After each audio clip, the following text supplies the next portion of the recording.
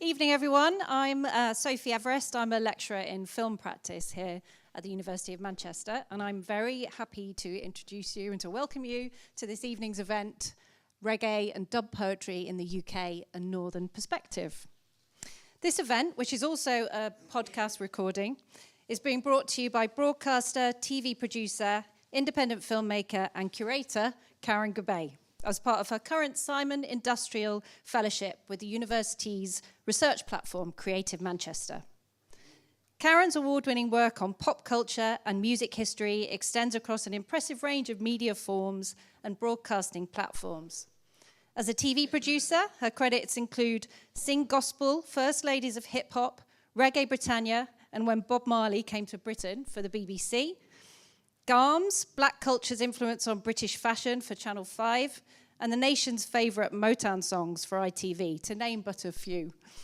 As a local and network radio presenter, producer, and podcaster, Karen has interviewed a wide range of music artists, including reggae artists like Lee Scratch Perry, Cham, Luciano, Pauline Black, Dawn Penn, and Janet Kay. Karen's contributions also extend beyond broadcasting to her award-winning archival and partnership work with cultural institutions, artists, and community groups in the city, the North, and the UK, championing hidden histories, black music histories, and emerging new talent. Here at the University of Manchester, we're delighted to be partnering with Karen to continue this work through our interdisciplinary research platform, Creative Manchester. Creative Manchester champions research in creativity and creative practice, bringing researchers together with external creatives, communities, and cultural partners to explore new ways of thinking and working in partnership.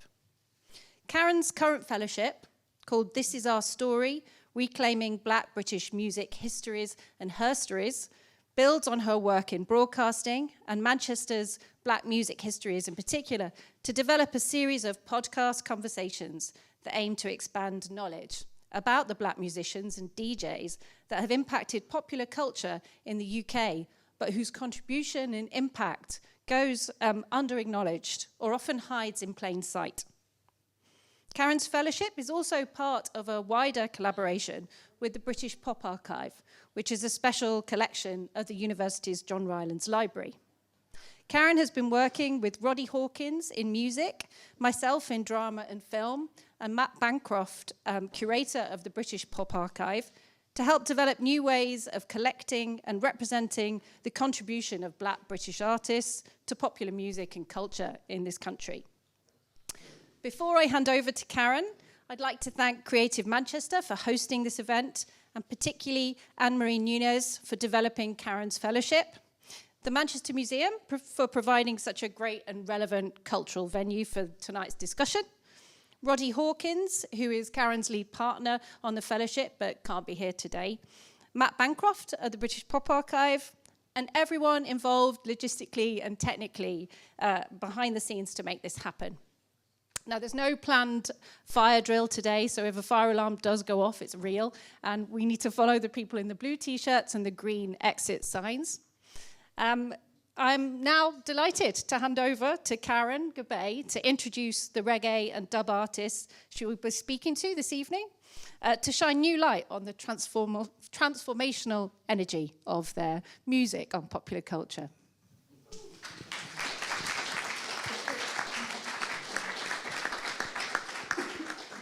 Thank you, Sophie, for that wonderful introduction. I will introduce you to my panel. But ahead of that, one of the reasons for my research is my frustration about how Northern artists and creatives are represented across the UK.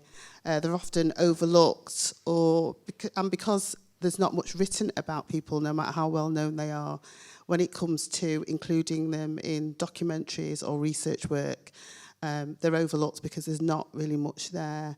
And we may know them here in this city, but it's sometimes difficult for them to punch through across the UK, maybe not internationally, but across the UK. And so that's why I bring in these three together who have all made an impact with reggae and dub poetry in different ways. And a lot of my work is intergenerational because also, you know, often in music in particular, people are always talking about, you know, people under 30. And I just think that you should include children, but right through to elders, because everyone can learn from each other. So just to introduce you to the panel, here we have Levi Tafari, who is Scouser. Welcome to Manchester. It's as if it's not your first time. And Levi is an internationally acclaimed poet, writer and dub poet. He's written 5 poetry books, and he's also got a new one out, Being Human, which you'll be signing afterwards, after we've had our discussion and performances. Levi has performed all over the world and has performed in schools, but also like for the Premier League, for his favourite team, Liverpool FC. And he's been given the key to the city, I might, haven't you, as well? He's been given the key to the city of Liverpool. And he's worked with many of the acclaimed dub poets that we know and love, from Benjamin Zephaniah, just through to many, many names, Mutabaruka and many well-known here in the Northwest. But recently, just to say that when I was doing a celebration of Bob Marley's 80th, nationally, people were like, he can't be real, who is he? Until they actually met him. And so we actually took him international on the international platform for that reason. Now, you'll hear about why the connection to Bob Marley is so strong as we proceed. And then in the middle, we have Sylvia Tella. Born and raised in Cheetham Hill, and then and also in Hume. And Sylvia's career into reggae music is not the conventional one. She started off performing in cabaret in Manchester and London, and then her career took her through to working with Boney M, then through to reggae and also pop. So she's also known in the pop world for her work with Blow Monkeys and many others. So that's Sylvia. She's worked across the world as well, toured with Steel Pulse, Maxi Priest, and in terms of lovers rock, for which she's known, we always talk about Janet Kay and Carol Thompson, but Sylvia sold as much as those artists with Spell that was released in 1981, and that story's not told enough. And and then we have J.Chambers, who may be a new name to many of you, but J has been performing in Manchester for some time. He's got an amazing debut album out called Homecoming, which was recorded in Tuff Gong in Jamaica, the iconic studios, because his roots are really in Manchester, but also in Jamaica. And he's a dub poet, very much like Levi. And so we're going to have some questions, we're going to have a conversation, and then it'll be followed by performances from all three. Then we'll have a Q&A, and then we'll eat. So my first question to all three is, and I'll start off with you, Levi. The same question is, what was your first introduction to reggae music? Check. Microphone, check. Right, so yeah, my first introduction to reggae music was my dad had a serious music collection. My father's Jamaican, mother Jamaican, and he used to have a lot of mento, ska, and blue beat. And I suppose when reggae hit, my dad was on it, you know, and he had some of the early reggae music. The first album that I possessed was Bob Marley's Natty Dread.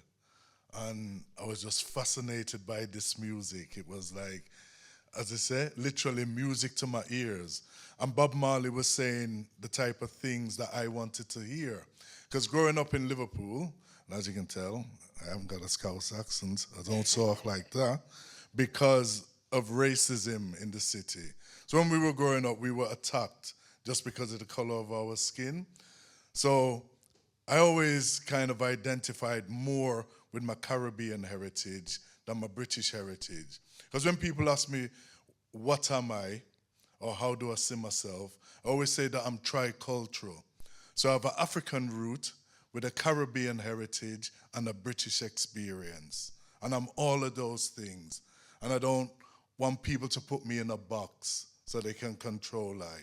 So we used to eat ackee and saltfish, and we used to eat fish and chips. And both of them tasted good. So we didn't have to choose between one or the other. So again, when it came to music, I used to love reggae music. And I used to like a little bit of pop and a little bit of rock and jazz and different styles of music, R&B. But my love was for reggae music. And as a result of listening to Bob Marley, Bob Marley was playing here in... Not yet, okay then. All right. Let you continue that story. Okay, yeah. but my first love was Bob Marley, and then I used to listen to the DJs. So one of the DJs that, and when we said DJs, I mean people who we used to call toasters, and they used to toast man like Iroy, Big Youth, Tapazuki, and those. But Big Youth was my favorite because Natty Cultural Dread. And it was, we were starting to embrace Rastafari at the time, and that gave us a direction and a focus. So musically, it was Jamaica. It was very strong in terms of my cultural upbringing and cultural identity.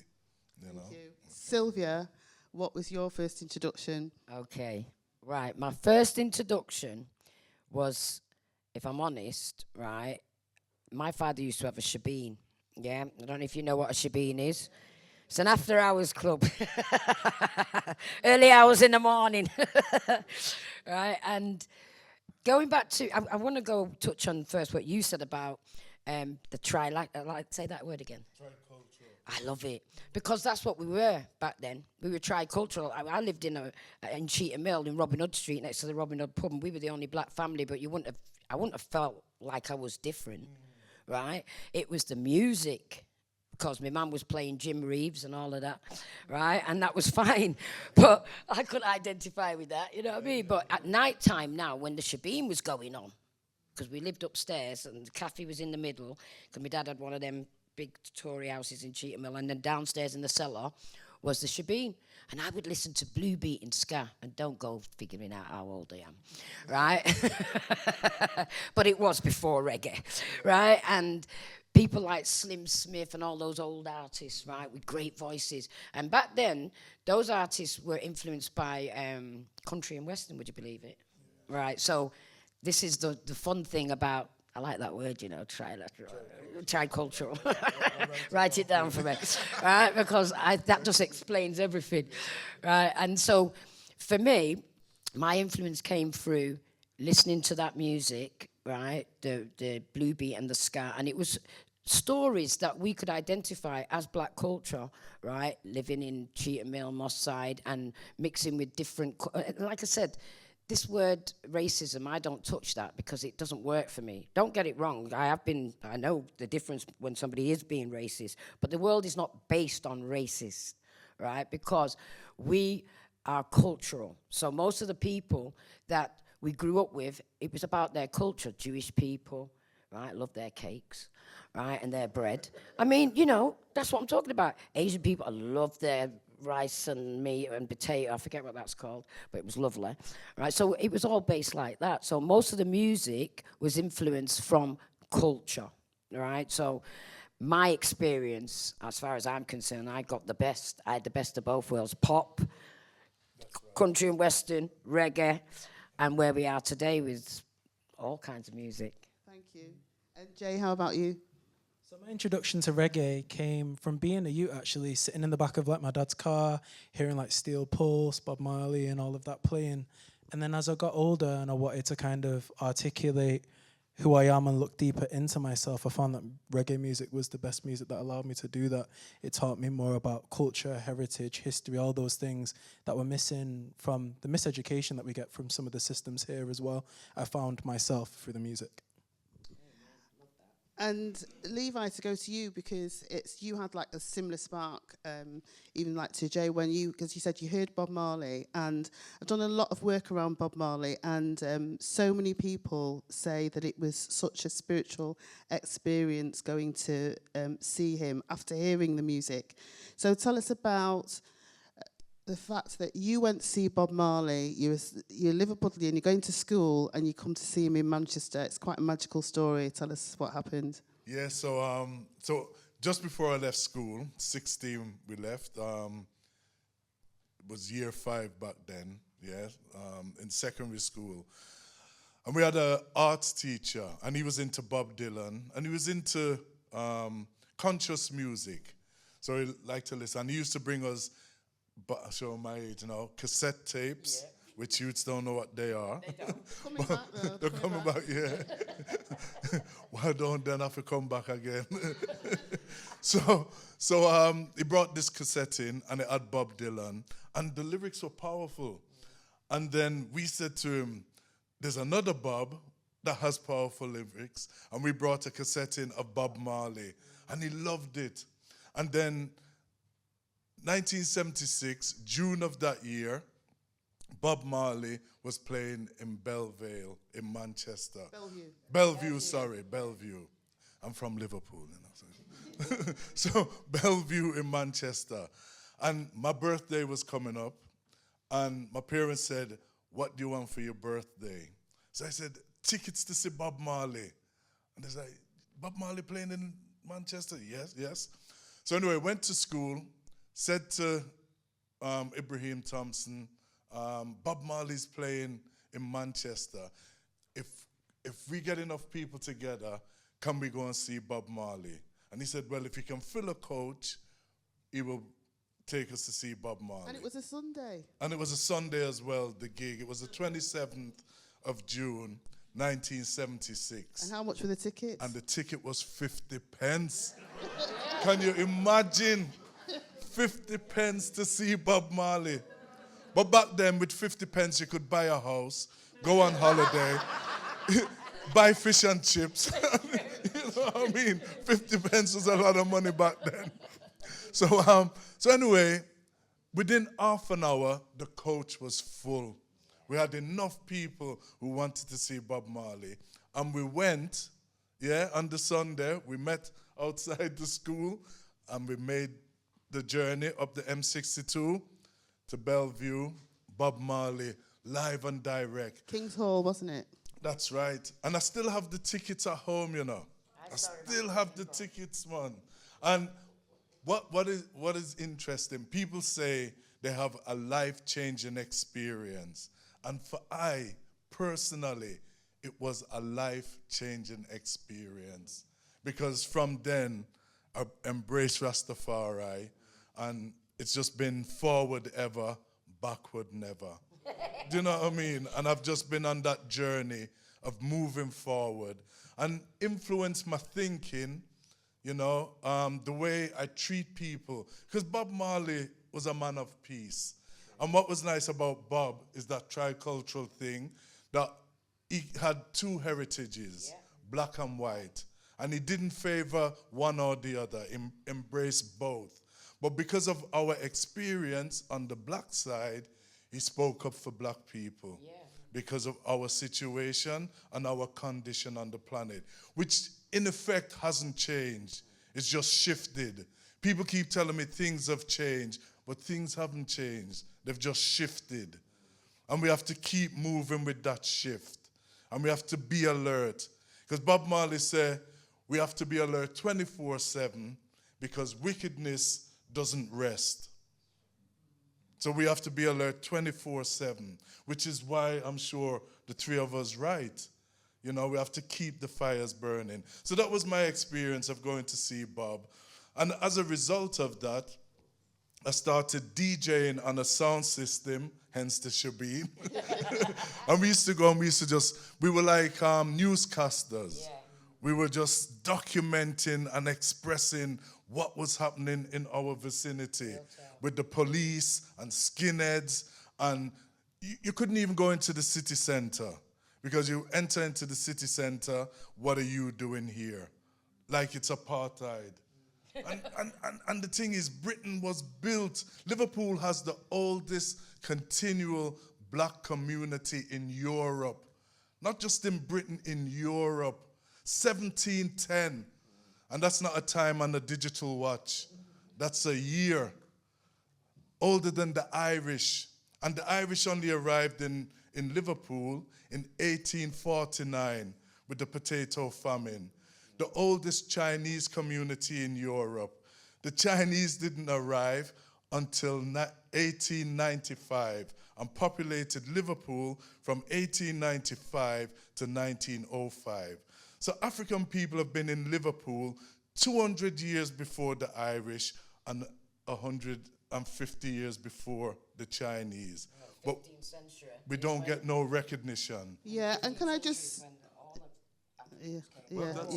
But I'm just talking about Liverpool, Liverpool as a community.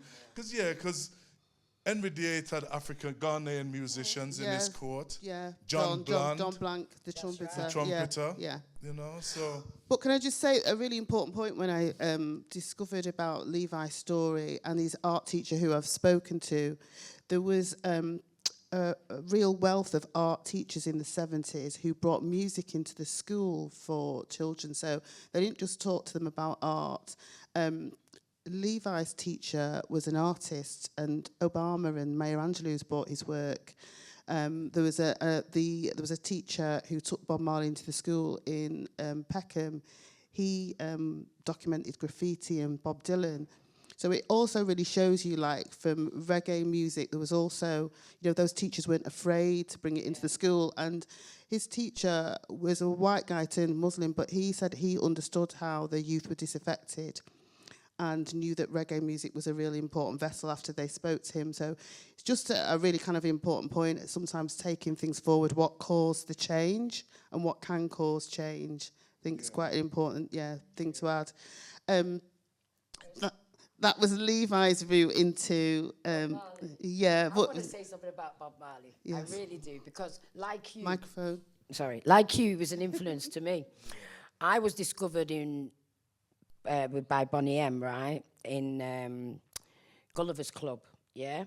And we were rehearsing one year, right, when he first came over and he played at the Rainbow and he introduced Third World, right? So we were all rehearsing in the same rehearsal studios, and I'm so dumb, right? And I was about 15, 16. No, I was older than that. I was about 17 then, right? Because I joined Bonnie M when I was 15 and a half. Anyway, I was about 17 then, yeah? And we're all in this big rehearsal studio. And I see this mixed race, well, like me, mixed race guy. And I goes, doesn't he look like Bob Marley? And everybody went, you silly cow, it's Bob Marley. I goes, that's not Bob Marley. Bob Marley's dead tall, because on television he looked really tall. And he had the... 5'3", wasn't he? Yeah, he had the platforms on, right? But when you see him in real life, he's as short as me, right? Well, anyway, that was exciting. But at that time, that was the first time of meeting Bob Marley, and I'd heard about him, right? And he was a really big influence because, like you said, he was somebody that we could identify with. And then years later, I ended up writing songs on his rhythm, and his publishing company, Blue Mountain, I get my royalties from them. So imagine that. Oh, respect. So Sylvia's route into reggae and to recording Spell is an interesting one. You went from pop quickly into reggae. So how did you meet the producer of Spell, J.Chambers? Right. Going back to Bonnie M days. Freeze, I'm our baker. Right. So in those days, right, I was young, and I was with this group called Blow Monkeys. Bonnie M, and the saxophone player, that's right, Lascelles James, he had albums out with J.Chambers, right, as a saxophone. He's very well known. And he said he was playing some tracks that we had on cassette, right, of me singing at Manchester Apollo, right, the way we were. And I was 15 and a half then, right, and it's on cassette. So he played it to J.Chambers, and J.Chambers said, hey, I like this girl's voice. I want to do a track with her. So we did an album, which was my first album, my debut album, which was Spell. You must have put a spell. That old tune. And that is how I ended up doing reggae music, because that album in 1981, they'd released it in 81 on the 12-inch, and then the album came out in 82, because I remember I had my daughter, and I didn't start touring it until about 84. You wouldn't know she's a singer, would you? I'm using mic technique. So Spell for me, right, was my debut album. And right now, it's my daughter's now 43. So it's 43 years old, right? Yeah, it'll be 44 years old. And guess what? It's gone into what do they say? The all-time 500 records or albums that have sold. So imagine that. Wish I'd have got paid for it. So before I go to Jay, because obviously some people know you're late to work more because people are always talking about Lovers Rock in that era, Carol and Janet, and you were around then. So just give everyone just a little bit of hit of spell. Oh. Trouble sleeping, dreaming of you. Trouble thinking, control my will to. Something strange is happening. I just can't get myself together. No kind of way for you. And this is where everybody sings. You must have put a spell on. Oh, there's some that remember it. So they're all young in here. Yeah, so that was an oldie. Oh, bless you.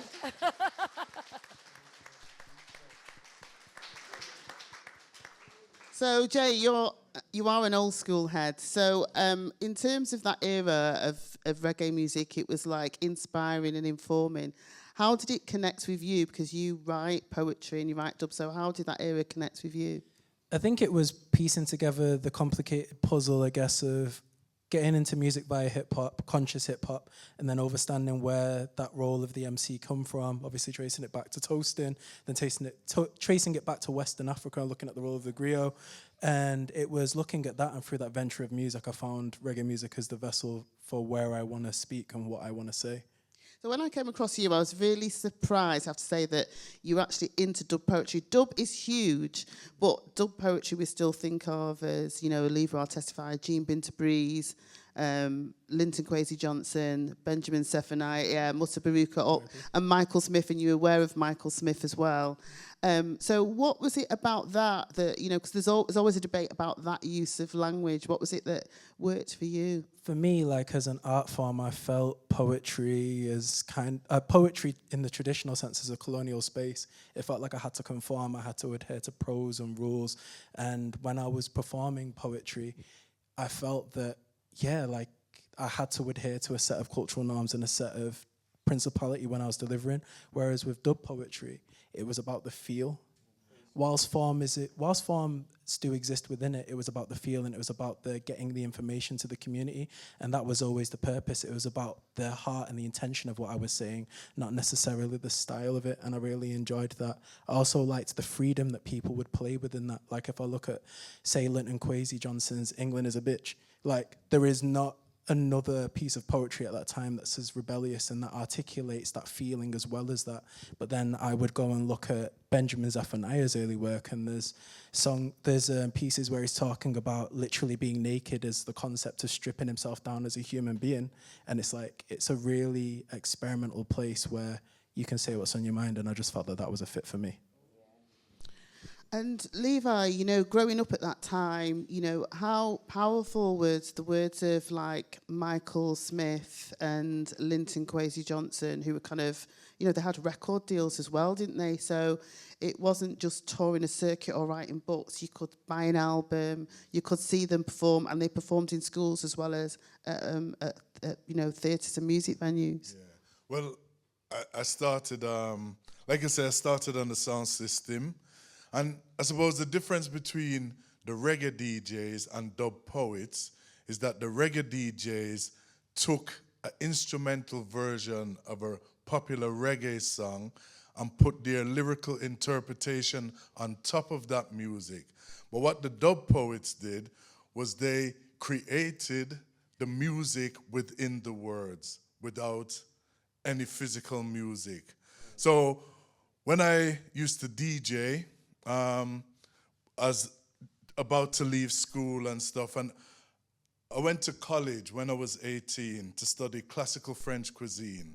And because I wanted to, one of the things I wanted to do was to travel, because I knew that there was a bigger world out there, and we were marginalized, ghettoized into a small space.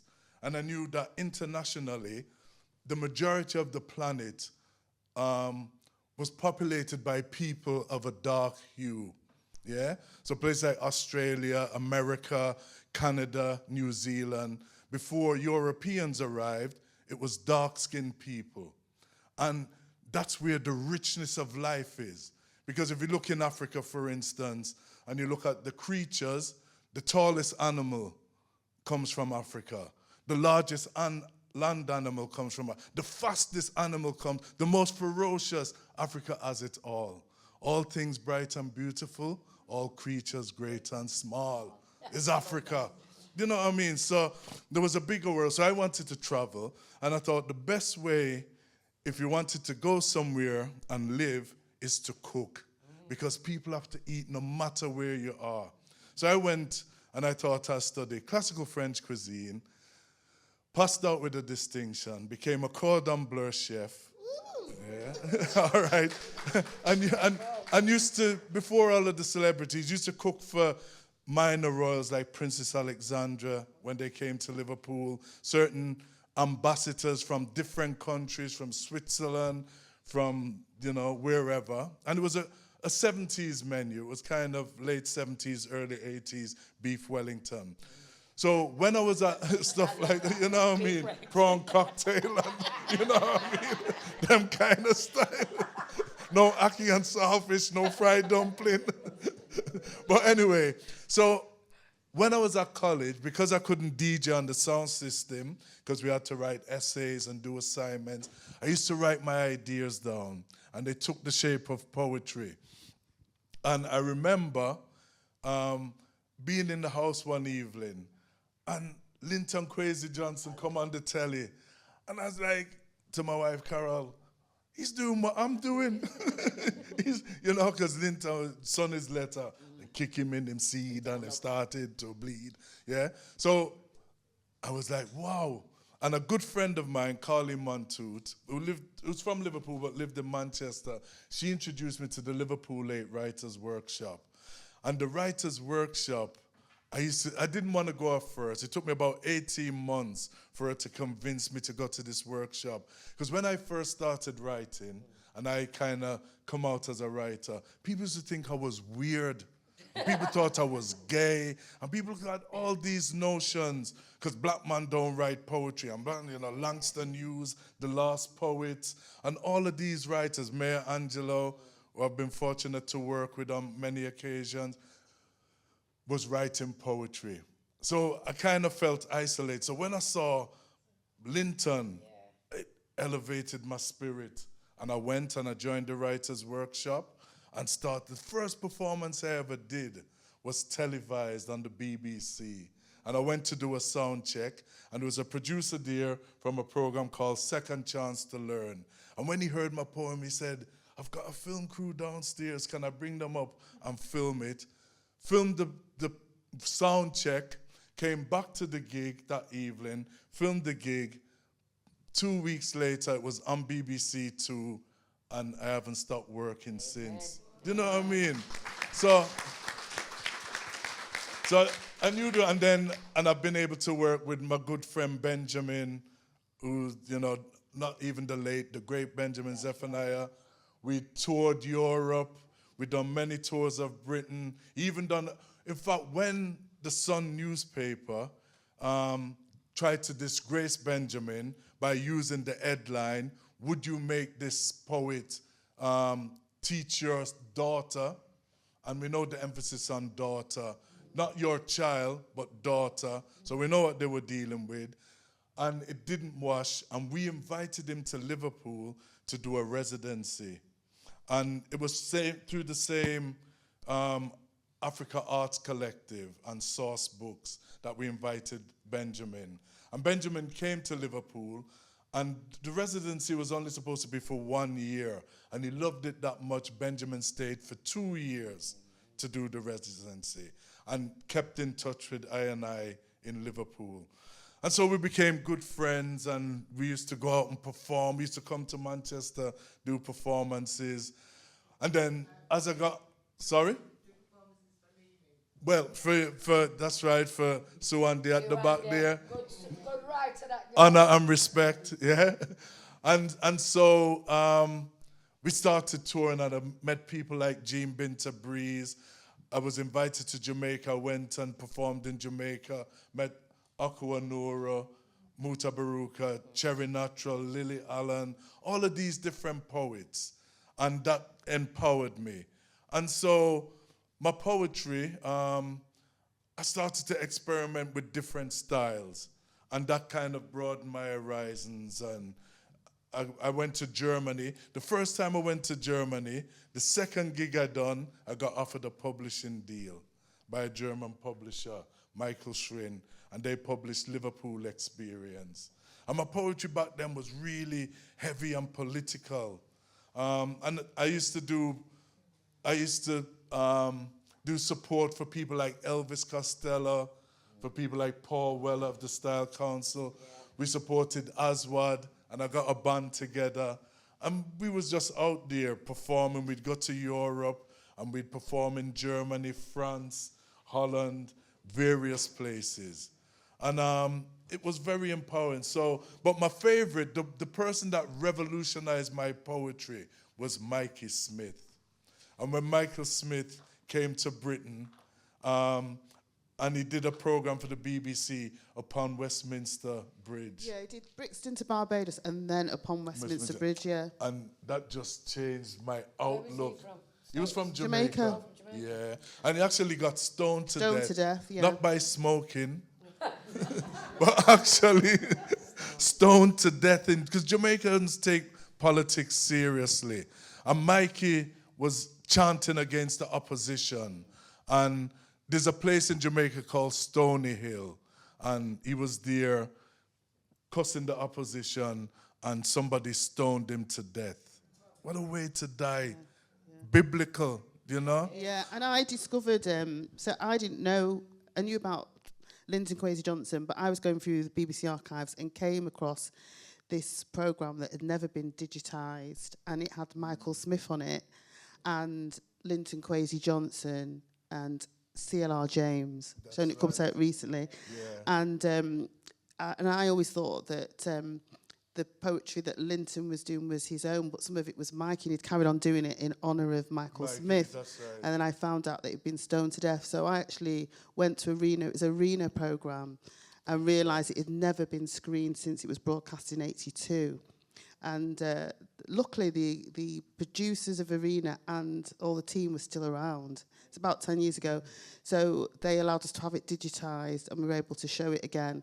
But Michael Smith, for people who'd gone to school around then, they'd all remembered him. I was showing the film in Birmingham and in London, because he'd gone into so many schools that people had been really inspired by him. But then his name was lost after that, really, because people don't really talk about him. But he seemed to have I did an event in Walsall in Birmingham, and there was a room of 60 people, and they were all teachers and writers, and had carried on a writers group from the time he'd been to their school in the early 80s. So that's just to give you an impact of Mikey Smith. So, look him up if you don't know about him. He does a poem called "Me Can't Believe It," and it's a powerful poem. But I always talk about Michael Smith in my workshops, because like they say in the African tradition, so long as you utter somebody's name after their passing, it keeps them alive. Because that's immortality. Not living forever, but leaving works behind that will last forever. Because, Tutankhamun, look how long Tutankhamun passed, and we still utter his name. Yeah? So pioneers, those were the pioneers, right? Those were, because even producers back then, right? When you talk about poetry and productions, reggae producers, when you talk about artists, painters. I remember... Let's just, but before, because that was time. Oh, but sorry. you're a pioneer. So the other thing is that everyone talks about Janet Kay. It's a big thing like Carol Thompson. Spell is a huge selling lovers rock album, and finally it was recognised. It was put in the British Library exhibition, 500 Years of Black British Music. So you worked with an iconic producer in iconic studios, and I just wondered what it's like for you, because you're not, when they have the big lovers rock, experiences coming, you're not included. So how do you feel about that, even though you've got... So how do you feel about it? At first, I used to feel away, because I used to think, how come they don't call me? Because they put my song in the dead people section, right? You know what I mean? I'm telling you the truth. Somebody phoned me and said, "Oh, you was at that place in what do you call it? The big dome in London, O2. I said, "No, I wasn't. I was on tour." They said, "No, I heard your song." I said, "Are you sure?" Well, it could have been someone else. Then they found out it was my friend. What's her name? Winsome, right? And the other girl, she's got a great voice as well. They were doing Louisa Mark, Deborah Glasgow, Gina Labambo, and me, and I'm not dead. So when everybody says to me, "Oh, you're a legend," I go, "No, I'm not. I'm living." But yeah, seriously, I was shocked. That's shocking. No, but I didn't know that. People don't know those names. The other three women have all passed away. And then the freakiest part, right?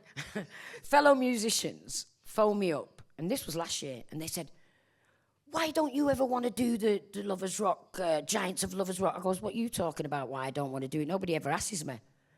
Right? And they said, "Why?" I said, "Go and ask him and tell me, because I don't know." That's why. Well, yeah, there is that. And I'm as common as muck, so I will tell them what I think. You know what I'm saying? So, yeah, there is that. But I'll be honest with you. I'll tell you what it is, right? Because Mr. Palmer from Jetstar, I don't know if you ever known about Jetstar, all right? Jetstar was a major distribution for the reggae industry, even though he ripped us off on half the time. But still, he represented us. Well, I'm the only woman, other than all the reggae men in the industry, that's done a Reggae Max. And a Reggae Max is an album of 20 hits of what you've sang or wrote. Fortunate for me, I wrote 18 of them. Unfortunate for me, I was on tour in Australia, right? And I come home, got whisked to our price and all these shops, right, signing this album that said Reggae Max. And I said, "How the hell did you get that?" Well, production teams that you work with, he went there and he bought the productions, right? That's how it was back then. You know, you just wanted to be a singer and a songwriter. You didn't even think about how popular your music was. I mean, I got a shock when I was touring with the Birmingham band, Steel Pulse, right? I'm there doing their tour, and people are singing my songs, and I don't even know. And Selwyn's going, "Hey, Sylvia, they're singing your songs." I'm like, "What? How do they know my songs?" So that's how the industry was. You don't even know how famous you are until you go out there and you see people doing your stuff. And you're like, wow. So for me, I think that's one of the reasons why the Giants don't call me, because I do big tours with big artists. I don't just sing my old tunes. I'm forever. And the reason why I can say this is because Jetstar told me, because Mr. Palmer told me. He said, because I thought, after I had this big convert with him about the Reggae Max, and I said, "You know, we have to work out a deal, mate." Right? So anyway, before all of that, I said to him, "So is this for representing all the female of reggae? So is this like the Reggae Maxes?" And he said, "No." He said, "Just you." I said, "Well, why? You've got Janet Kay, you've got Louisa Mack. Them times they were alive." And he said, "Because it would cost too much to promote them." He said, "You're current, you've always got tunes out, plus I write all my stuff mainly." Plug. So I think that was the reason, to be honest, because I get on with all the musicians. It's not like they don't like me. Well, they never told me they don't like me. And for people who don't know Reggae Max, it's a series. So there's Garnet Silk, there's a Sugar Minor. Dennis It was Brown. like, Dennis All Brown. the greats. I was lucky I worked with all of them, and I was younger then. So I think that's why I got the name Legend, because they think I'm really old. I am old, but not that old. Just in terms of, like, for you, Jay, because, you know, Levi, Sylvia, were able to get tours, you get deals. What's it like for you now with reggae in the city of Manchester? You decided that you were going to record in Tuffgong in Jamaica, didn't you? So why did you do that? And then what's it been like for you trying to push your music? I felt like it was important for me to return to the source of the music to properly create it. Anything that I'd be doing over here would be imitation at best, so I needed to go where that music was made. It allowed me to, I guess, grow my networks out there. I think in terms of what it's like today, I do most of my business and shows outside of the city and outside of England. Like, I was in Greece at a poetry festival. I'm going to the island of OC, which is a weird island just off Essex, for a private festival this weekend. So most of my bookings and shows are outside of the city, and I think there is still a bit of a stigma, I think, attached to reggae and the music because of the message that comes with it. People want the voice and they want the music, but not necessarily the faces that come with it as well. And so I think that plays a part too. And I mean, you said that. Do you think that is it also tough to get audiences to come out and hear you play and rap in the city? Not really. Most of my shows I've done have sold out. So it's not necessarily a problem of getting people. I think it's more the space. I think there is a lot of the small venues booking the same acts, and also the people that have the power to play music and expose music to newer audiences tend to go to the same tried and tested faces. So I think it's that. It's if you're a DJ, if you're someone that's, I don't know, on these commissions and things like that, be brave and book other people other than your friends, and then that's how the music gets out there.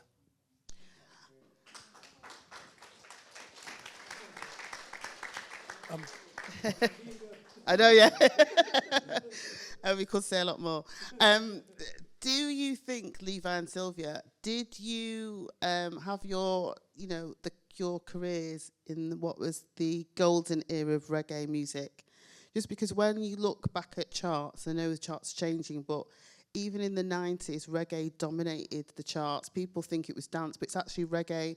You know, Chaka Demus and Pliers, Aswad, we're all able to have, and obviously in the 80s and 70s, the music was educating. Was that the golden era of reggae, and is it gone in terms of like what's here for a UK audience? Well, for me, right, the reason I can say, it was the golden age, because we were pioneering. There wasn't anything like that then. Right? Remember, to get a record deal back then, you had to go through a record company, right? And the deals we weren't going to get those deals, right? So when Jetstar was, why I call it the reggae fraternity. So you've got two industries running along. You've got the main industry, and then you've got the reggae industry, right? And as long as we didn't mess with we outsold them, right? Because I know that when I did pop stuff, and they showed me how they get their ticks, because back then you had to have ticks in a shop, right? So we used to do promotion for these big companies because they had one of our tunes that they released. So in return, I went on these private planes, because they've got all of that, and we went to these shops in Scotland and Ireland and all that, and we'd give them like freebies, like, I don't know, little things like this, and and they would give us a tick. And that's how pop music sold. Whereas we sold it from the boot of our car, and we sold it, and we had distribution, and we had specialised shops, and that's the difference now. We don't have our reggae shops anymore, and I discovered that in 2020 when I got fined as well for leaving my house. Went down to London to pick up my product, to actually get them pressed. I had to go through overseas, right, to get them pressed. Then the lockdown, I was livid, and I got fined, you know what I mean? But that's to show me that we ain't got no distributions anymore, right? And then we ain't got no private shops, and everything we do now is online. So, answer to your question, that was a golden era because we were in control of everything. You know, Ireland, because there's Greensleeves and Jetstar, but the Island Records crew was selling reggae, told me that they used to go not only to the reggae, they used to drive to the reggae shops here in Manchester and, Leeds, Liverpool, but they also used to sell in the hairdressers. They just turn up at black women's hairdressers and just sell and register them. Shall I tell you something? There was what was his name now? He was a young DJ and he was working at HMV in Piccadilly. It was at HMV or our price. That big shop in right. And I knew him from Manchester.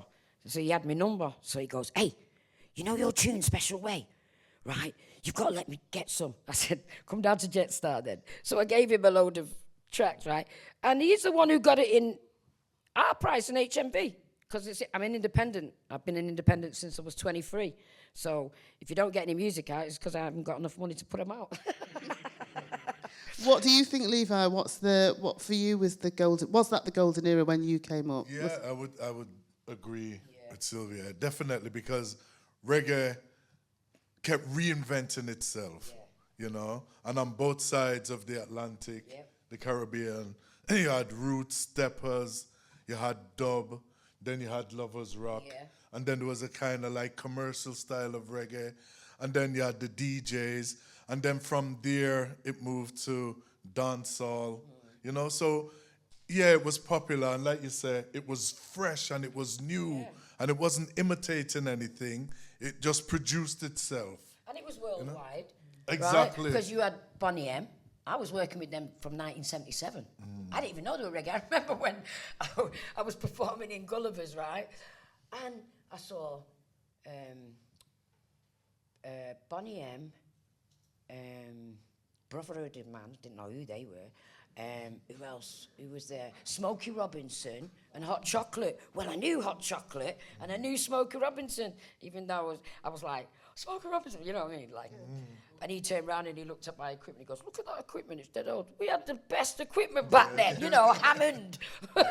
Anyway, so what got me was I never even knew who Bonnie M was. And they were all black. And they were all from Caribbean, right? I think I was the only African English. My mum white, my dad African. And a Brazilian, Antonio Augustos, he was Brazilian. Oh, there was a Chilean guy as well, yeah. But the rest of them were all Jamaican or Barbadian. There was a Barbadian. I have to say Barbadian. You know why I have to say Barbadian? Because every time we went on tour, right, I used to call him the Mickey Mouse passport because he always got stopped. Yeah, so really and truly, we had the best times because we were pioneering not just the music, and we were an influence to worldwide music, right? But we also were independent. Every label was a record company. We were a record company. We would press our records. I was working with different groups from Blow Monkeys, It's Your Choice, to, what was that other group? Third Degree, The Heat, Mystery Spray. What was that group again? I had a hit with them, 92 Degrees. They were from Birmingham. Pop Will Eat Itself. Oh, my God. Yeah, right? So all those groups, right, they were working with Public Enemy. So the influence, right, has been worldwide from reggae. So we were pioneering. Plus, each company, each label was a company. I mean, and when you think about people like Maxi Priest, Bob Marley, those that influenced the pop era.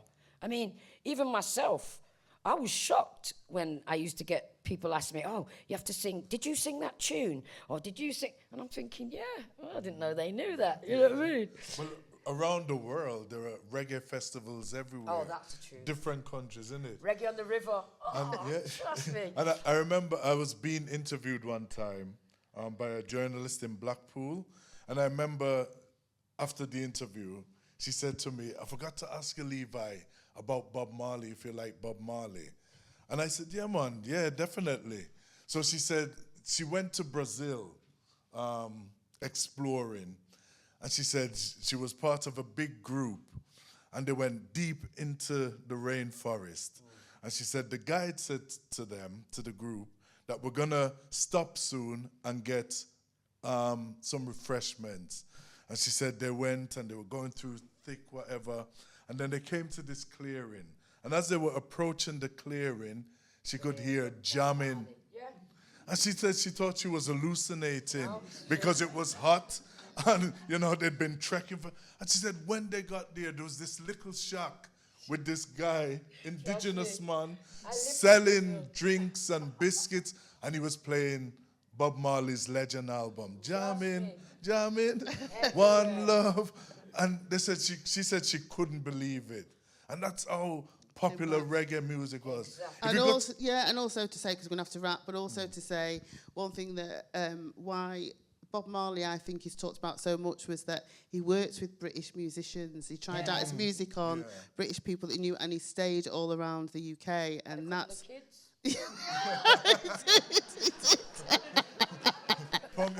And a couple, and the rest. I know about 4. Two at the bottom of our street. I'm going to say we're going to have some performances now, but to say thank you for the conversation, J.Chambers, Sylvia Tella, Levi, Tafari. Thank you, respect, man.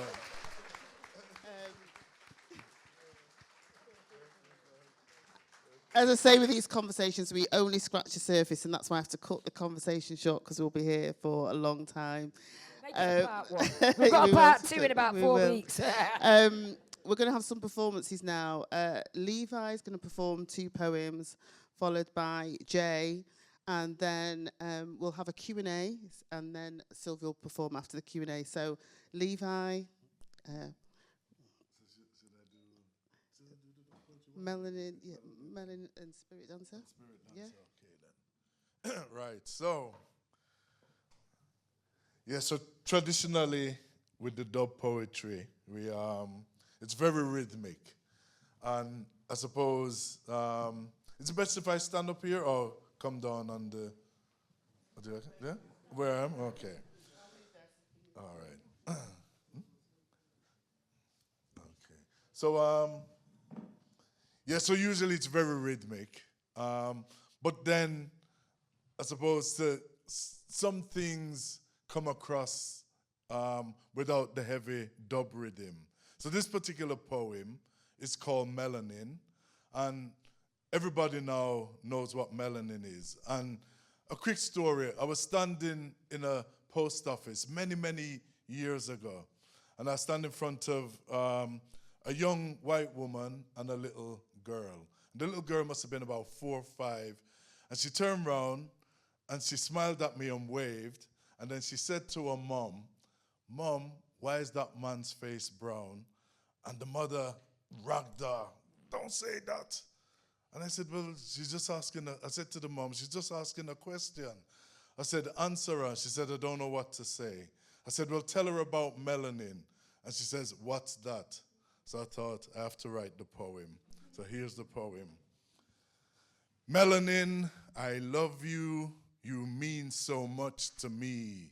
Oh, melanin, your beauty is far richer than the eye can see.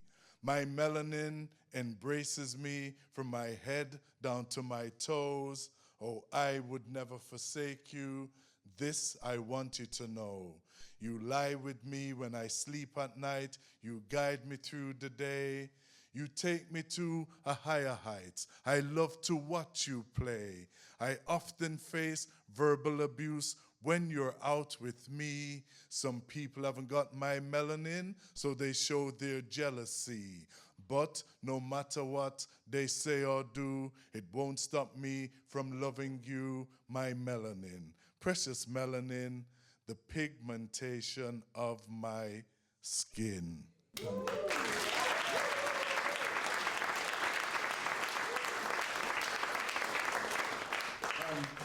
This next one is called Spirit Dancer and is in honor of the great Bob Marley. And I always think whenever even his name is mentioned, it makes your spirit dance. So this one is called Spirit Dancer. And it's kind of more, I suppose, of a song than a poem. A spirit dancer, a music maker, a dreadlock rasta from Jamaica. Yes, a man of great vision who gave I and I a redemption song. Born in the district of 9 miles, the music he created made Jamaicans smile. It spread across the world for us all to hear. Natural mystic blowing through the ear. There was trench stone rock, no woman, no cry. The roots he proclaimed were Rastafari. He didn't leave the children waiting in vain. Hit we with music, we feel no pain now. Spirit dancer, a music maker, a dreadlock rasta from Jamaica. Yes, a man of great vision who gave I and I a redemption song. Plant the seed, sheriff wouldn't let it grow. That's why he shot the sheriff in the ghetto. Concrete jungle, no sun won't shine. Burning and looting on the front line. But the Rasta man vibration is positive. Remember, Gavi told us to wake up and live. Many had their doubts. Bob taught us that Jah live. He come as a mighty lion, thanks and praise to give. He was a spirit dancer, a music maker, a dreadlock rasta from Jamaica. Yes, a man of great vision who gave I and I a redemption song. Listen carefully, the message will grow. Each is given for the world to know. The beginning of wisdom is to bend down low. Light as a feather, heavy as lead. Down a Cane River to wash his dread. Cold ground is where he made his bed. Rock was the pillar to rest his head. Reality, reality, we just can't drift. Hey, he's the skank and meditate with a spliff. The healing of the nation, he loved this gift. The whole wide world he come to uplift. He was a spirit dancer, a music maker, a dreadlock rasta. From Jamaica, yes, a man of great vision, who gave I and I a redemption song. Coming in from the cold time will tell, who a reach heaven, who a catch hell. Zion train it, come and take him away. The legacy he left us so much things to say. He said, get up, stand up. That's what he said. Stand up for your rights. He said to get up, stand up. That's what he said. And don't give up the fight. Say, people, don't give up the fight. Because I will never give up the fight. We got to stand up for what's right. Thank you very much. One love, one love. Give thanks.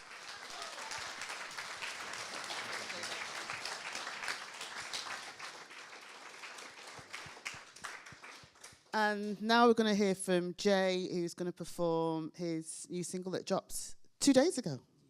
Yeah, it's 2 days ago. Yeah.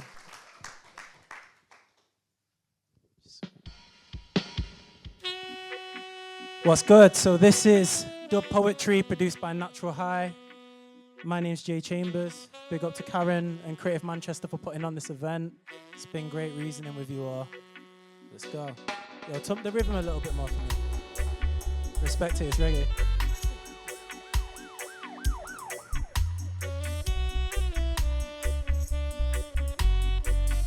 Yeah. Listen. I'm tired. I have no more tears to share, for the internet doesn't care about how they kill our people. How rioters and terrorists can terrorize but cannot visualize that this country was never theirs to take back. We come from doctors, nurses, caretakers, people who drove hearses, some who shared the places we worship. So why is my citizenship debatable? Cultures that brought coffee, mathematics, traditions, whole legal systems, historical texts, new views for architects, but their children are no longer welcome. I'm tired of the blatant division used to separate those who we could see ourselves in, yet they choose to see us as threats.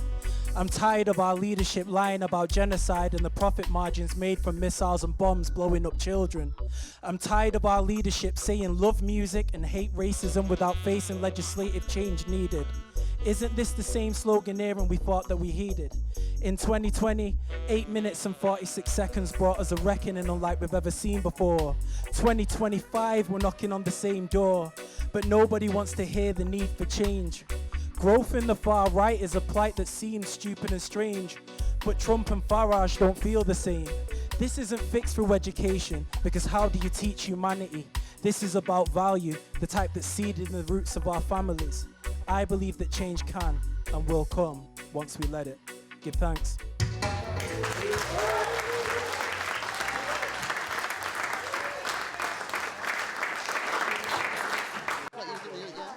Love that, and I'm teething yours. Right. So, final one from I. This one is called Dub-Poetry, and I had the pleasure and honor of working with the Lost Poets. Yeah, man, from America.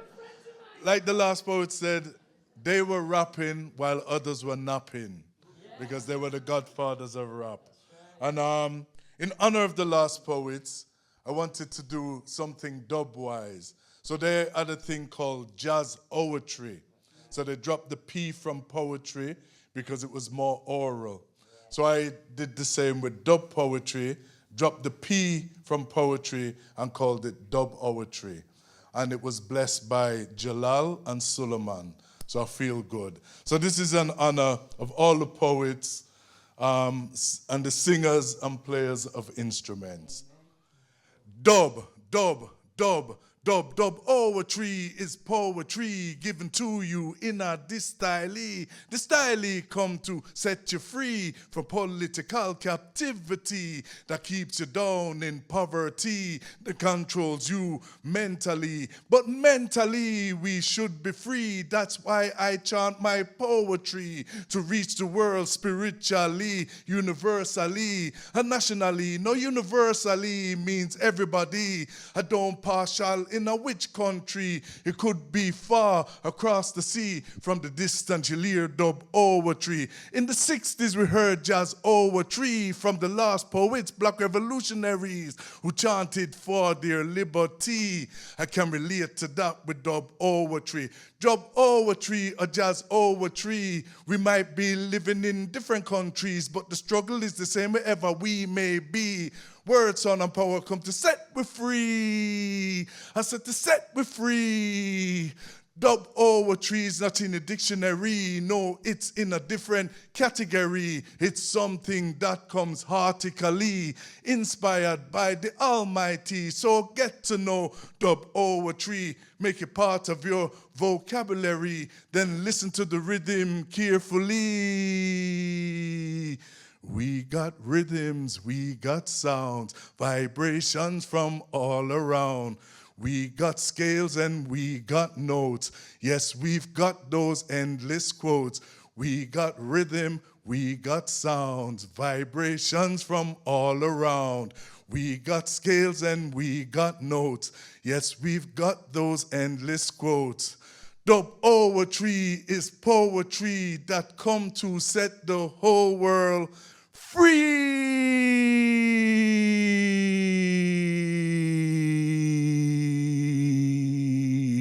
mentally. Thank you.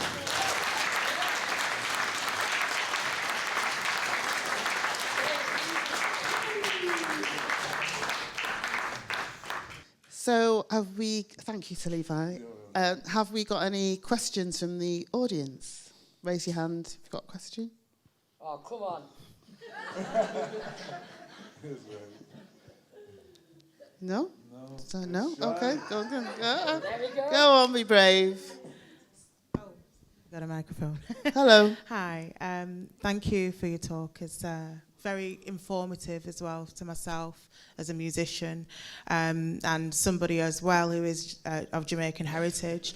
I've recently seen, especially now with the political realm that we're in, or felt really a disenfranchisement, and as a black woman, because of my history. But I want to understand from you guys' perspective, who've come through the changes of England, how you guys identify with England today as musicians, but also as black heritage, through black heritage, and just see what your thoughts are in that. Really, who has anything that they... Yeah. You see how she did me? Yo, so I'd say I'm still very much on that journey. Like, I feel like England's the place that doesn't like the grandmother tongue that I speak with, but I have no choice to be here. I also think that it's something that's, I guess, an ongoing process for us, particularly in this political round.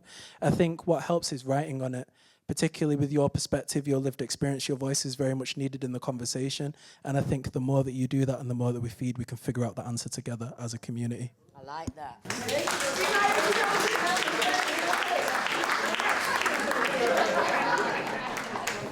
No, I feel, like I said, tricultural, that Britain wouldn't exist without our input, you know? Because what typifies Britain? A cup of tea. The tea came from China via India, sweetened with Caribbean sugar, and served in a porcelain cup from China, straight away. So, you know what I mean?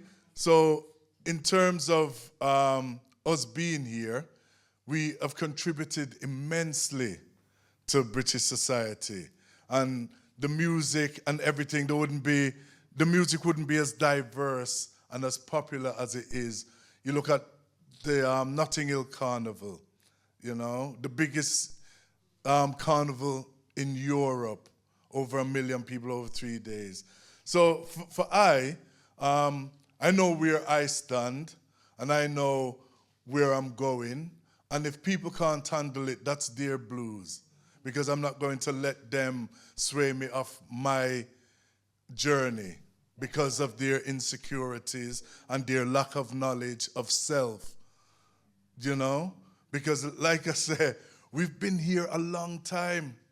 You know, Septimius Servius, a Roman emperor of African origin, ruled long before Hadrian's Wall. So it's not like we came here with the Windrush. We've been here a long time. And I always say to people that when my parents arrived from Jamaica, they came here in 1957. Jamaica didn't get its independence till 1962. So when they came here, they were British citizens. They didn't have a Jamaican passport because it didn't exist. And then you have to ask English people, does an English passport exist? Because there's no such thing as an English passport. It's a British passport, which is a generic term for people who are British citizens. And that's not determined by color of skin or accent, because we all speak a different accent. You go 30 miles down the road, and people talk like that. You know what I mean? Like, yeah? And it's still British. Do you know what I mean? You go so many miles down the road, and people speak with a Birmingham accent. You go across, people speak with a Yorkshire accent. So Britain is diverse, even though people don't acknowledge it. But because we can see, and people have this thing about vision, what you look like, I always say to people, if you met someone that was blind from birth, how do you describe the color of your skin to that person? Never mind the difference between your hue and someone of a different hue. You just can't. You know, so it's a construct and it's immaterial, and we make this big issue, and that's why a lot of the youths are confused now. And there's a lot of violence, and it's like the thing that happened in Liverpool the other day after the Liverpool football team's, you know, celebration. And people was begging for the culprit to be a Muslim or someone who's brown. I even was watching a debate program one morning, just after it. And they were saying, oh, if it was a white guy, he might have been a Muslim. Like that would make a difference. You know what I mean? So keep on your path, sis, yeah? Be proud of your heritage, but don't be imprisoned by it. Express yourself, because that's how reggae grew. That's how hip-hop has stayed alive, by embracing other elements. You look at hip-hop. I remember when hip-hop, and I know we're not talking about hip-hop, but when hip-hop first started, they said it was going to be around for 6 months and it would fade away. 2 years ago, hip-hop celebrated its 50th anniversary. 50 years old, you know, so... Well, me personally, they've said everything. But from a woman's perspective, yeah, first of all, I recognise I'm wonderfully, beautifully made, right? And all of us are a gift from God. We've all been given gifts, some more than others, right? I also believe that in this era here, right, we're all pioneering, because it's all about the frequencies and the energies, right? As far as colour, I mean, there's a guy on TikTok, he really just says it all. He says to this guy, right, if I put water in a tin, right, has anybody seen that? I think it's brilliant. And he goes, and say the tin is red, and there's another tin blue, and another tin black, but I've put water in all of them. So you're looking at the tin and you're thinking, oh, something red's in there, something blue's in there, something whatever colour that is, right? But it's water, and it's the same colour. Well, that's the same as us. We're all different colours, but our blood is red, right? We're 100%, well, mostly water, right? We feel pain like everybody else. We get joy like everybody else. We get angry like everybody else. There is nobody who is any better than me or any worse than me. So when you start to respect yourself and love yourself, it is easy to love others. It is easy to feel good about somebody else doing good because you feel good about yourself. So me personally, I would say love self. Just have somebody at the back.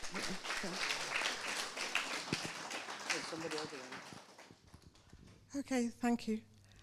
I'm looking at this title, Reggae and Dub-Poetry in the UK, and I've really enjoyed the talk. The question I want to ask is the northern perspective bit. I like the way, I've noticed the way that homage or respect has been paid to lots of different artists, London, Jamaica, wherever. But I'm just wondering if you feel that being Northerners has brought anything different or distinctive. Thank you. Brought it to the reggae and dub scene. You know, what does it mean? You know what she said before, right? When she said, Janet Kay and this one, because they're Londoners, right? I think everybody who's a northern has experienced this if they go to the south. Wish my mum was here, because she would have said it in a nutshell. What happens is they perceive us as... I lived in London for 30-odd years, yeah? And I had my kids down there. They still call me country bumpkin, right? They do not believe, if it wasn't for... What was that guy who put me in the Mancunian book? Yeah, if it wasn't for people like David Scott or Sue Andy, who's at the back there, who was writing about culture and about what we have to offer in the north, right, people wouldn't even know about us. And I know people say, but there's never any honour in your hometown. There's more honour, for me anyway, in my hometown than there is in the south. Up the north, Birmingham, Leeds, Huddersfield, we get respect, all right? So... in answer to your question, you're right. The North does not get represented the way it should. If it wasn't for people like my sister Queen here, we wouldn't even be heard of. And there's a... Oh, yeah, there he is, my friend there. What's his name with the glasses on? The one who's the... Charles Lauder. Yeah. Charles, nice to see you again, hon. If it wasn't for people like him who comes to these events and says... oh, well, I'm the money man, right? We wouldn't know where to... Mark, yeah. Charles Lauder behind him. Director of Coronation Street. Oh, who are you? A black geezer. You see? I didn't even know that. So thank you. Right, but you see what I'm saying? If it wasn't for things like this, where we're all reasoning together and, you know, because I can see so many people that I know personally, right? Like... producer there, the female producer, right? My good friend there. Yvonne. She is my friend, trust me. It's just that I have these blank spots when I'm trying to say something. People like that, right? Other musicians, right? You know who you are, right? So I'm just saying that if we didn't have relationships outside with other people and know what they do, from book writing to poets to artists to presenters, we wouldn't know what goes on in Manchester. And this is what I was saying to Mark, wasn't it, the last time when we had our seminar? Because there is things that we didn't know about. So if it's not people like himself or herself saying, guess what, we're doing something for culture, or we're doing something for black heritage, or we wouldn't be included. That's what I'm saying. So just to say, I've put from a northern perspective because everyone's northern, and the thing is that for those of us in the industry like myself, we could spend all day actually really, and people may want to sue us talking about why we have to talk about, just put from a northern perspective, because to even chat from that perspective is not allowed. I did Reggae Britannia, and there were people coming from, there was a Jamaican artist, a British artist. I had to say, Sylvia Tella's got to be in the programme. No other of those musicians, as much as they know and respect her, mentioned her name. That is kind of where we're coming from. So that is, in a polite way, is we're not, these people are not included in the conversation. When it was the 80th birthday celebration of Bob Marley, I had to say to all networks, you know, not being paid for it, there's Levi Tafari, please can you speak to him? And so they are treated differently, is what we have to say. They are treated differently, whether it's radio play, television coverage, print coverage, that is the difference. Whether, you know, that's the angle that you're used to, but that is the reality. We're here to talk about the reality, but they've got positive things to say as well and to showcase. So we just want to allow people to be positive. Well, I do. That's my perspective, to share actually what they do, because often in these conversations we can talk about what hasn't gone right and then we still don't get the story about the achievements, who these people have met, who they've worked with. I don't know where you're... A lot of artists down south have gravitated from the north anyway. Like you say, you lived in London for a long time and you just get assimilated into their system and you don't get the recognition that you're from north. So it's like if you look at soul music, you had northern soul. Yeah. And that was a thing that stood out on its own and had a distinct flavor and a sound. And it was attributed to the north, yeah? But with reggae, it's kind of different because everybody associates it with Jamaica. And like Brother Jay said, he wanted to go to Jamaica to get that authenticity of the sound. But it was being produced here as well, you know? That's, Lovers Rock is a different thing. Lovers Rock is what we invented. British, you know? And I'm going to highly say that because we respect the Jamaican artists because that's where we got our influence from, right? They got it from different things from Mento and jazz. We've all been influenced. There's nothing new under the sun. Everybody's influenced. There's always been somebody that's gone before you. But with Lovers Rock, we represented, I believe, the UK. Definitely, right? Definitely. Because that was our music. And people like Sugar Minott and all them big artists that came Dennis from Jamaica. Brown, Dennis Brown, Gregory, came from. They came over here and they did, and they became more even worldly because that music, as they used to say, crossover. True. Right? I'm not even going to go into that second part. But seriously, we have made a difference, and I believe that because the influence that we've had on others, young and up and coming, I feel good. Go on, Yvonne. Just wait for the mic, Yvonne, please. Thank you. I just want to make a comment about the northern thing, the northern perspective as well, because I really, having come from a corporate background in music and then coming back and setting up my own studio to work with the grassroots artists, I just love up north. I love Manchester because they don't follow fashion. You know, I follow fashion either. Do you know what I mean? It's like everything's fresh. And people love something, the Northerners love something fresh and new. Do you know what I mean? That's a big difference to me. And it might be a financial thing. You know, I know a lot of musicians who've moved down to London and it's hard to make a living down there. So they end up having no choice but to jump on a bandwagon. And I think we're really blessed up here that we've got that freedom to do and live what we want to do. And I love it. Best thing I did was getting out of corporate music. I agree with you on that one. Because even when I was in London, right, I didn't feel insulted when they called me country bumpkin because of the fact that we were unique, you know. They found us fascinating. Even in America, I remember they used to say that again. And I'd be going, because I got some weird things. But I would be there chatting away and they'd be fascinated about my Mancunian accent. So, I mean, you know, I'm proud of who we are and I'm proud of where I'm from. And no matter where I go to live in the world, and I live all over the place, from Brazil to Africa to Germany to London. But as my mother would say, oh, you can take her out of Manchester, but you can't take Manchester out of her. Just one final question. Thank you. Is it for me? Yeah. Yes. Yeah. Hello. Good evening. Hi, Anjali. Amazing. Hi. Hi.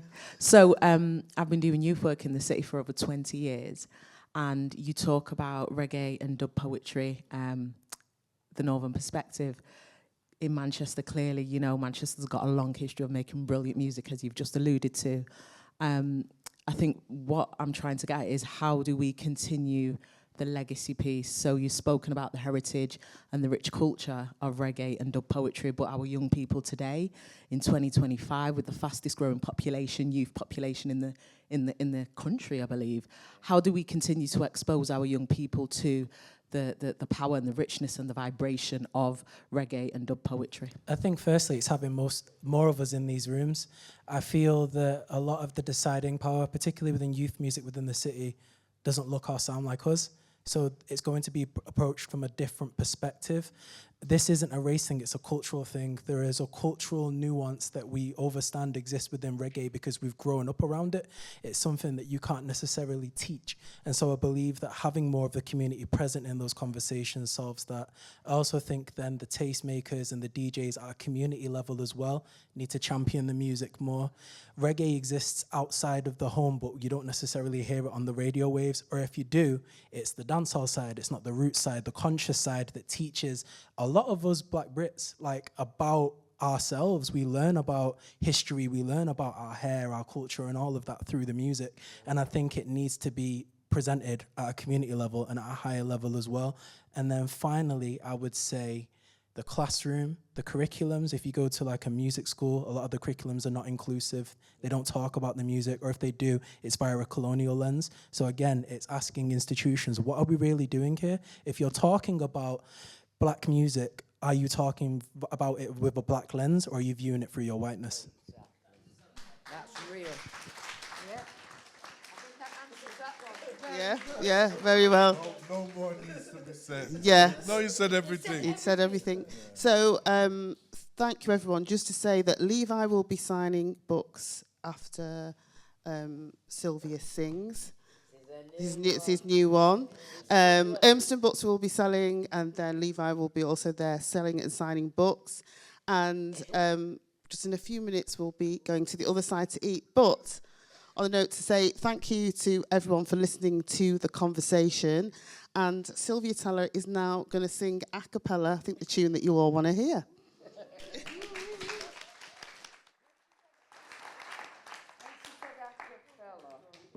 When she said a cappella, she meant all of you lot.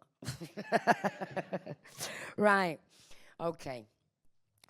Ooh, ooh, ooh. We got a good thing going. Said I found my baby, and he is so fine, sweet like candy. Oh yeah, and he blows my mind.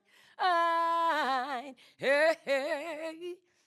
He's everything I wanted. Yes, he is. My man is so appealing to me. 'Cause my baby gives me that loving in a special way. Are you ready, my girl? Right, so around this time, it's time to eat. So I think you should all head up, down outside that door. You ready? Ooh, ooh, I'm going to eat. Good thing going. Said I found my baby, and he is so fine, sweet like candy. Oh yeah, and he blows my mind. Hey, hey. He's everything I wanted.